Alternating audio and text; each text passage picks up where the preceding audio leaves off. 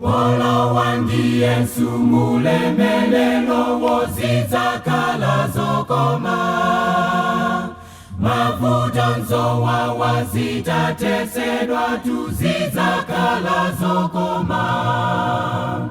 Zidzakala zokoma zokoma. Opanda nkawa konseko. Kuimba mokondwa ndi mtima wonse wozidzakala zokoma.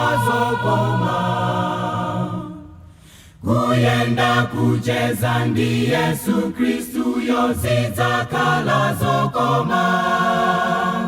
Kulemekeza Mulungu wa myaya yozidzakala zokoma. Zidzakala zokoma.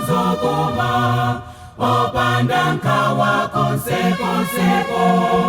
Kuimba mokondwa ndi mtima wonse wozidzakala zokoma.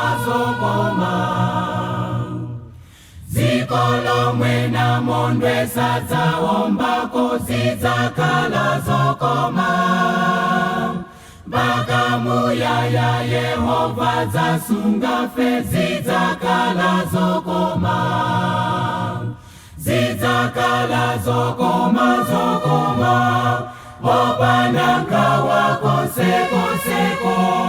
Kuimba mokondwa ndi mtima wonse wozidzakala zokoma.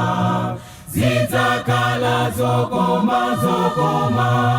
Opanda nkawa konseko. Kuimba mokondwa ndi mtima wonse wozidzakala zokoma.